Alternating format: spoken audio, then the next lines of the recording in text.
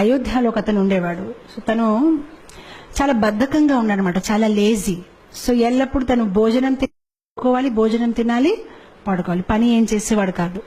So మొత్తం మీద ఆ ఇంట్లో ఉన్న వాళ్ళందరికీ విసుకొచ్చేసి, బాబు నువ్వు ఏదైనా ఆశ్రమం జాయిన్ అయిపో, ఎలాగో ఇంట్లో ఏం పని చేయట్లేదు, మాకు నీతో బెజార్ వచ్చేసింది. సో మొత్తం మీద తను అనుకున్నాడు, సరే అయితే నేను ఏదో ఒక ఆశ్రమం జాయిన్ అయిపోతాను ఎందుకు అని. తను వెతుకుంటున్నాడు అయోధ్యలో ఏ ఆశ్రమం జాయిన్ అవ్వాలి ఎక్కడికని. మొత్తం మీద ఒక ఆశ్రమంలో తను ఏం గమనించాడంటే, ఓ గురుగారు ఉన్నారు. ఆ గురుగారు చాలా లావుగా ఉన్నారనమాట. తను అనుకున్నాడు, ఈ గురుగారు బాగున్నారు, లావుగా ఉన్నారు, బహుశా ఈ ఆశ్రమంలో మంచి భోజనం పెడుతున్నారు, ఇక్కడ జాయిన్ అయిపోతే బాగుంది. కొంతసేపు తర్వాత గురుగారు శిష్యులు వచ్చారు, వాళ్ళు కూడా లావుగా ఉన్నారు. తనకి కన్ఫర్మ్ అయిపోయింది, ఇది బాగుందండి, ఇక్కడ నేను జాయిన్ అవుతాను, భోజనం బాగా పెడతారని. వెళ్ళాడు గురుగారి దగ్గర, నేను మీ ఆశ్రమాన్ని జాయిన్ అవుతాను, కానీ నాకు ఒకటే, భోజనం ఎన్నిసారి పెడతారు? సో గురుగారు అన్నారు 2 times. 2 times నాకు సరిపోదు, నాకు 3 times కావాలంటే గురుగారు అన్నారు, పొద్దున ఇస్తారు కదా, అదే నువ్వు మధ్యాహ్నంకు ఉంచు, ఏం ప్రాబ్లం లేదు. తనకి చాలా హ్యాపీ అనిపించింది, చాలా బాగుంది ఈ ఆశ్రమం, అసలు పొద్దున మధ్యాహ్నం సాయంత్రం తినాలి, భజన చేయాలి, గురుగారు ఏదో వాహిస్తూ ఉంటారు, అది వినాలి, ఆయన హ్యాపీ అయిపోతారు. 15 రోజులు గడిచిపోయింది, చాలా ఆనందంగా ఉంటున్నాడు.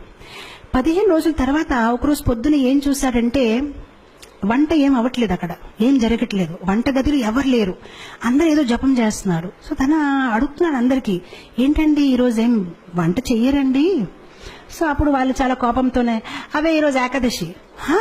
ఏకాదశియా అంటే నాకెవరు చెప్పలేదండి, ఏకాదశి అంటే ఏంటి తెలియదా, ఏకాదశి అంటే ఈరోజు భోజనం ఉండదు అని. అప్పుడు తను చాలా కోపం అయిపోయాయి, ముందు చెప్పవలసింది అలాంటి భోజనం, నేను ఇంకేదో ఆశ్రమం చూసుకుంటా. బాబు నువ్వు ఏ ఆశ్రమం వెళ్ళినా ఏకాదశి రోజు తినకూడదు. అప్పుడు తిన్నంగా ఆయన గురుగారి దగ్గరికి వెళ్ళిపోయారు.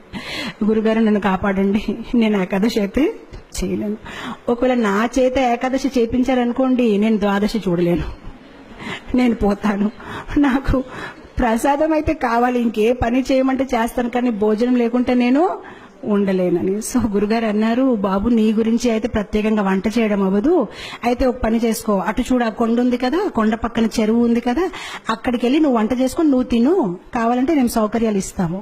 సో గురుగారు స్టోర్ మేనేజర్ చెప్పారు, తనకు 1 kg ఆట, 1 kg రైస్, 1 kg దాలు అన్ని ఇచ్చేయని. తను అన్ని తీసుకుని వెళ్తున్నారు. గురుగారు అన్నారు, ఒకటి మాత్రం జాగ్రత్త, నువ్వు ఏది వంట చేసినా భగవంతుడికి నైవేద్యం పెట్టాలి.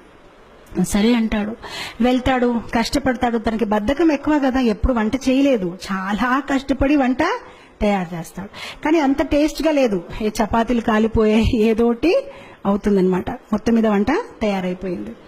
సో వంట తయారైనప్పటికీ తులసి ఆకలి వెతుకున్నాడు, తులసి ఆకు పెట్టాడు, భగవంతుడికి పిలుస్తున్నాడు, కానీ భగవంతుడు రావట్లేదు.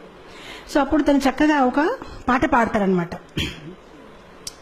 సో చెప్తాడు, प्रभु राम आइए, राजा राम आइए, मेरे भोजन को भोग लगाइए।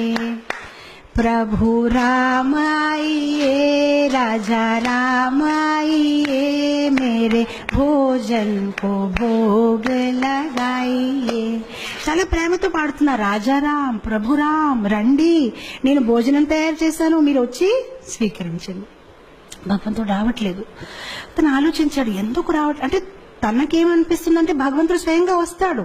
ఇప్పుడు మనకైతే అర్థమైపోయింది, మనం ఏదో యాంత్రికంగా పెడతాము, కానీ భగవంతుడు స్వయంగా వచ్చి తీసుకోవడం అనేది లేదు. కానీ తను చాలా అమాయకుడు, తను అనుకుంటే నిజంగా స్వామి వస్తారేమో, స్వీకరిస్తారేమో అని తను వెయిట్ చేస్తున్నారు, కానీ భగవంతుడు రావట్లేదు.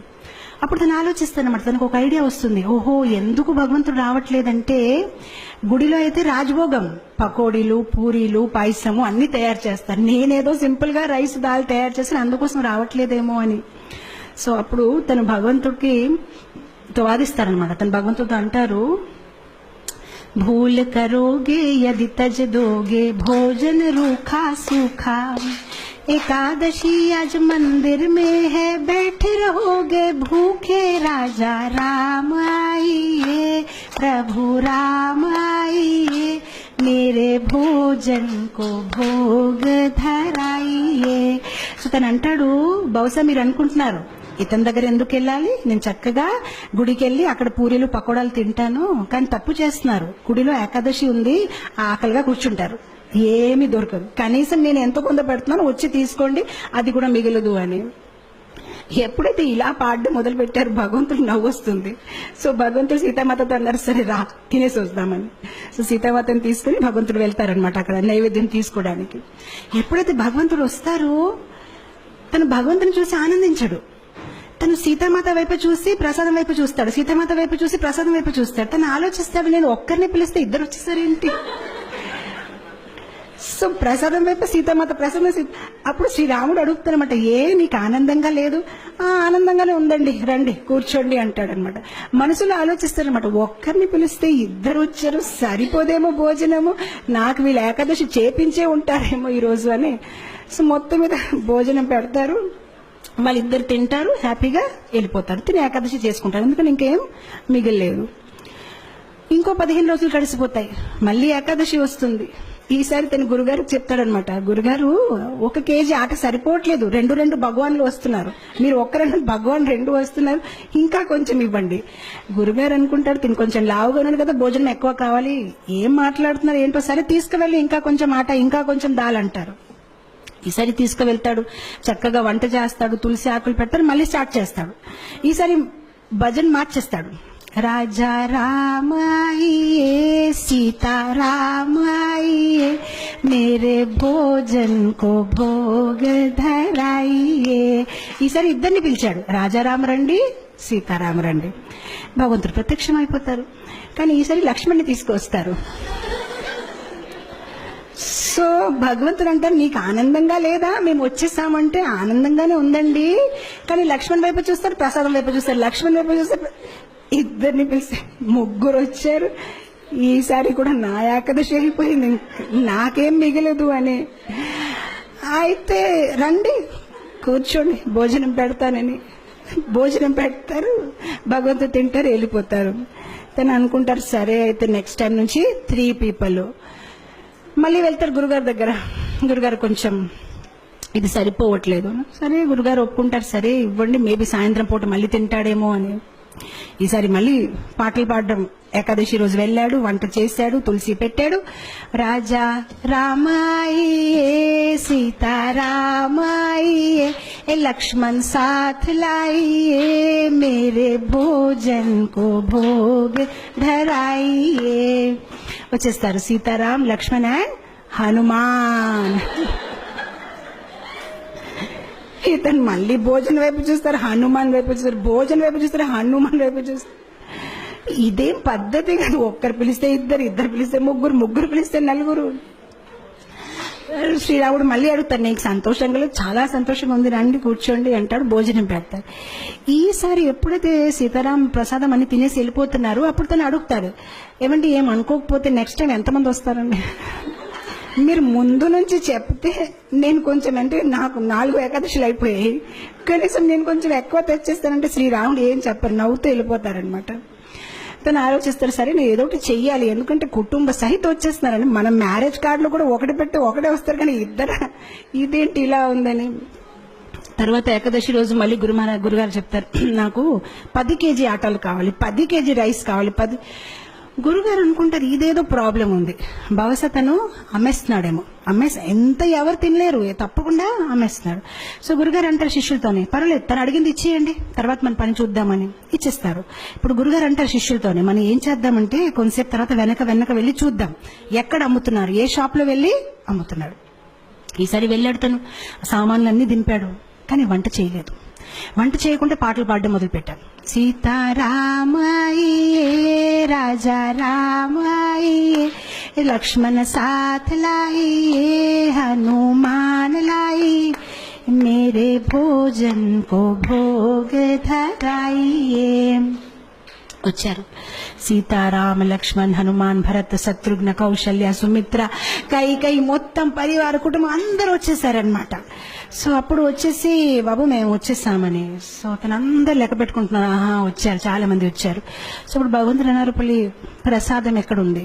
సో అప్పుడు తిని అన్నాడు, నేనెందుకు వంట చేయాలి, నేను చేస్తాను, మీరు తినేసి వెళ్ళిపోతారు, నాకేది మిగిలదు, అదిగో అక్కడ ఉంది, మీరు వంట చేయండి, తినేసి వెళ్ళిపోండి, ఎలాగో నాకేమి దొరకదు, గత కొన్ని ఏకాదశి నుంచి నేను ఏకాదశి చేస్తున్నాను, అక్కడ ఉంది, వంట చేసి తినేసి వెళ్ళిపోండి. ఇంకా తనకి కోపం వచ్చేసి చెట్టు కింద పడుకుంటాడు, ఇంక లాభం లేదు, వీళ్ళు ఎప్పుడు చెప్పినా మొత్తం కుటుంబం తీసుకు వచ్చేస్తారు. సో శ్రీరాముడు అంటారు సరే అయితే.